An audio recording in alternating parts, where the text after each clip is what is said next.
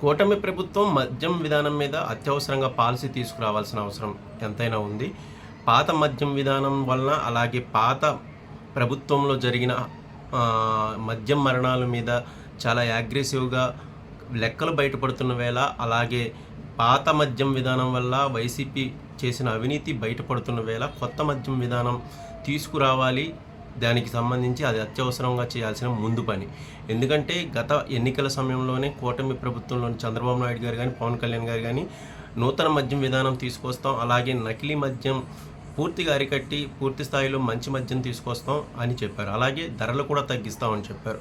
దానికి అనుగుణంగానే ఇప్పటికే ఏపీ ప్రభుత్వం మంచి మద్యం అంటే నాణ్యమైన మద్యం తీసుకొచ్చేందుకు రాడికో ఖైతాన్, అలాగే Tilak Nagar beverages, GR beverages లాంటి కంపెనీలతో మాట్లాడుతున్నట్లు నాణ్యమైన మద్యం అంటే లోకల్గా ఉండే బెవరేజెస్ కాకుండా జాతీయ స్థాయిలో ఒక పేరున్న బెవరేజెస్కు మద్యం మద్యం తయారీ లేదా మద్యం సరఫరాను అప్పగించడం ద్వారా మంచి మద్యం తీసుకొచ్చేందుకు ప్రయత్నాలు మొదలుపెట్టింది. అయితే మద్యం విధానం కూడా ఎట్ ఎ టైంలో మా ప్రభుత్వ మద్యం దుకాణాలను తొలగిస్తారా, లేకపోతే కొత్త మద్యం విధానంలో ప్రైవేటు వ్యక్తులకి బాధ్యతను అప్పగిస్తారా, లేకపోతే ఇప్పుడున్న మాల్ట్లు ఉన్నాయి, అదే సూపర్ బజార్ లాగా కొత్తగా జగన్ ప్రభుత్వం తీసుకొచ్చిన మార్ట్లు ఉంచుతారా, ఎత్తివేస్తారా అనేది దీని అంతటికీ పూర్తి స్థాయిలో ఒక కన్క్లూజన్ ఇవ్వాల్సిన అవసరం అయితే ఎంతైనా ఉంది.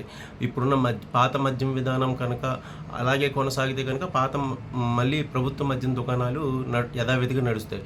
లేదు అనుకుంటే మళ్ళీ కొత్త వ్యక్తుల చేతిలో కనుక మద్యం దుకాణాల అమ్మకం విషయం పెడితే కనుక ఇప్పుడున్న సిబ్బందిని ఉంచుతారా, తీసేస్తారా, లేకపోతే వాళ్ళకి ఏమైనా భృతి చూపిస్తారా అనేది కూడా చూపించాల్సి ఉంది. ఈ ఎక్సైజ్ మద్యం విధానం మీద వెంటనే చంద్రబాబు నాయుడు గారు కూర్చోవడానికి, లేకపోతే దీని మీద పూర్తిస్థాయి సమీక్ష చేయడానికి మరికొద్ది రోజులు పట్టే అవకాశం ఉంది. ఎలాంటి విధానం ముందుకు రాబోతోంది, ఎలాంటి కొత్త మద్యం విధానం ఆంధ్రప్రదేశ్లో నెలకొల్పోతుంది అనేది చాలా తక్కువ రోజుల్లోనే బయటకు వచ్చే అవకాశం ఉంది.